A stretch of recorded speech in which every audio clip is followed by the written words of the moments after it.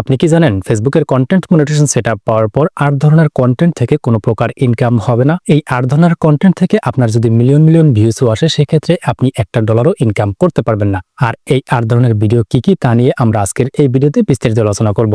So hello everyone, আসসালামু আলাইকুম। আপনারা দেখছেন ডিএম এক্সপার্ট আইটি আর পুরো ভিডিও জুড়ে সঙ্গে আছি আমি মোহাম্মদ মাসারুল ইসলাম। ওকে, আমরা কিন্তু ফেসবুকের কন্টেন্ট মনিটাইজেশন সেটআপ পাওয়ার পর মনে করি আমরা ফেসবুকে যে কোনো ধরনের কন্টেন্ট পাবলিশ করলে আমাদের সেই কন্টেন্ট থেকে ইনকাম হবে।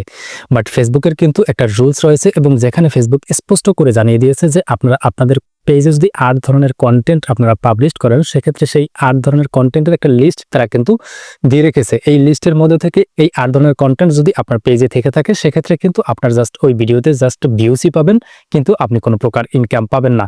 তো এখানে যে ফেসবুক যে বিষয়গুলোর কথা বলতেছে যেই 8 ধরনের কন্টেন্ট থেকে আপনি ইনকাম পাবেন না, তার মধ্যে প্রথমে যে কন্টেন্টের কথা এখানে বলা হয়েছে, এখানে বলা হচ্ছে যে content for which ownership clients are settle in favour of a third party copyright holder. অর্থাৎ আপনার কন্টেন্টে যদি কোনো প্রকার কপিরাইট স্ট্রাইক বা আপনি যদি অন্যের কোনো ফুটেজ কিংবা অন্যের কোনো মিউজিক ব্যবহার করে থাকেন এবং সেই মিউজিক এবং সেই ফুটেজের যদি কোনো কপিরাইট আসে সেক্ষেত্রে এই ধরনের কন্টেন্ট থেকে কিন্তু আপনার ইনকাম হবে না। যে কারণে আপনাকে অবশ্যই সতর্ক থাকতে হবে আপনি যাতে অরিজিনাল এবং এলিজিবল আপনার নিজস্ব কন্টেন্ট ফেসবুকে পাবলিশ করার জন্য। আপনি যদি কোনো মিউজিক ব্যবহার করেন সেক্ষেত্রে সেই মিউজিক ব্যবহার করার ক্ষেত্রে আপনাকে অবশ্যই সতর্ক থাকতে হবে, আপনাকে কপিরাইট ফ্রি বা রয়্যালিটি ফ্রি মিউজিকগুলোকে ব্যবহার করতে হবে।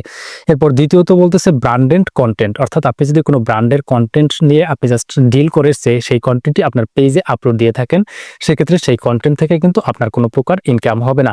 এবং 3 নম্বরে বলতেছে content in a language that is not supported for Facebook content monetization. অর্থাৎ ফেসবুক কিছু ল্যাঙ্গুয়েজ রয়েছে বা কিছু ভাষা রয়েছে যেগুলো কিন্তু কন্টেন্ট মনিটাইজেশন থেকে ইনকাম দেওয়ার জন্য ফেসবুক সাপোর্ট করে না। যে কারণে আপনারা অবশ্যই জাস্ট তবে আমি বলে নিচ্ছি আপনারা যারা বাংলা কন্টেন্ট কিংবা ইংলিশ কন্টেন্ট বানাচ্ছেন তাদের এই কন্টেন্ট থেকে ইনকাম হবে। জাস্ট এর বাইরে কিন্তু আমরা বাঙালিরা যারা বাংলাদেশ এবং ইন্ডিয়া কান্ট্রি থেকে কন্টেন্ট বানাই, তো এর বাইরে কিন্তু আমরা এই কন্টেন্ট বানাই না। যে কারণে আপনারা জাস্ট বাংলা এবং ইংলিশ ভাষা এগুলো কিন্তু সেভ রয়েছে কন্টেন্ট মনিটাইজেশন থেকে ইনকাম করার জন্য। যে কারণে এটা নিয়ে আমি আর বেশি কথা বললাম না। এরপরে 4 নাম্বার রয়েছে content by another person or page that you have cross post. অর্থাৎ আপনি যদি অন্যের কোনো পোস্ট ক্রস পোস্ট বা আপনাকে যদি কেউ ট্যাগ করে থাকে সেটা যদি আপনার প্রোফাইলে শো করে, পাশাপাশি ক্রস পোস্টের মাধ্যমে আপনাকে যদি কেউ আপনার অন্যের ভিডিও আপনাকে পোস্টের ট্যাগ দিয়ে সেই পোস্টটা যদি আপনি অথবা দেখা যায় আপনি যদি কারো পোস্ট শেয়ার করে থাকেন সেক্ষেত্রে এই ধরনের পোস্ট থেকে কিন্তু আপনি কন্টেন্ট মনিটাইজেশন সেটআপ পেলেও আপনি ইনকাম পাবেন না। এরপরে 5ম নম্বরে রয়েছে বুস্টেড কন্টেন্ট, অর্থাৎ আপনি কন্টেন্ট মনিটাইজেশন সেটআপ পাওয়ার পর যদি কোনো কন্টেন্ট বুস্ট করেন সেই বুস্ট করা কন্টেন্টটি থেকে যত ভিউজ আসবে এই ভিউজ থেকে কিন্তু আপনি কোনো প্রকার আর্নিং পাবেন না। এরপরে 6ষ্ঠ নম্বরে রয়েছে content that has been permanently deleted. অর্থাৎ আপনি যদি ফেসবুকে কোনো কন্টেন্ট পাবলিশ করার পর কোনো কারণবশত সেই কন্টেন্টটা ডিলিট করে দেন এবং ডিলিট করার আগ পর্যন্ত আপনার সেই কন্টেন্টে যত এঙ্গেজমেন্ট বা ভিউজ এসেছিল সেই ভিউজ বা এঙ্গেজমেন্টের আর্নিং কিন্তু আপনারা পাবেন না। তো এই বিষয়টা কিন্তু আপনারা অনেকেই জাস্ট একটা কনফিউশনে থাকেন যে আপনারা যে ফেসবুকে কন্টেন্ট পাবলিশ করেন সেই কন্টেন্টটা পাবলিশ করার পর ডিলিট করে দেওয়ার আগ পর্যন্ত যে ভিউজ আসে বা এঙ্গেজমেন্ট আসে আপনারা মনে করেন যে এই ভিউজ বা এঙ্গেজমেন্ট থেকে যে আর্নিংটা আসে সেটা আপনাদের পেআউটে থেকে যায়, বাট এটা কিন্তু থাকে না। এটা কিন্তু আপনাদের এখান থেকে ওই ভিডিওসের আর্নিংগুলো ফেসবুক কিন্তু কেটে নিয়ে যায়।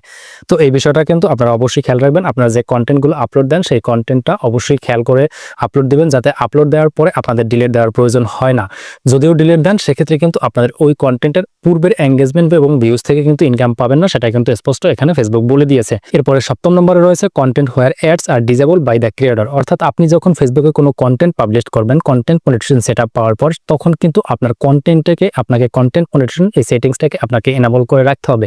তো আপনি যদি জাস্ট আপনার মনিটাইজেশনটাকে অফ করে রাখেন সেক্ষেত্রে এই ধরনের কন্টেন্ট ফেসবুকে আপলোড দেওয়ার পরও আপনি কিন্তু ফেসবুক থেকে ইনকাম পাবেন না।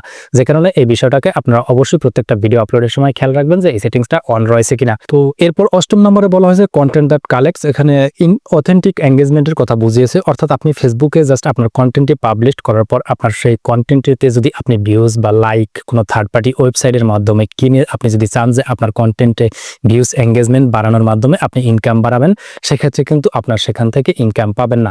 এছাড়াও আপনারা জাস্ট নিজেদের ভিডিও নিজেরা বারবার দেখার মাধ্যমে পাশাপাশি আপনার বন্ধু বান্ধবদেরকে দিয়ে একই আইপি অ্যাড্রেসের মাধ্যমে যদি দেখান সেক্ষেত্রে আপনাদের এই যে ইনঅথেন্টিক এঙ্গেজমেন্টগুলোর কারণে আপনার ওই ভিডিও ভিডিও থেকে কিন্তু আপনি ইনকাম পাবেন না।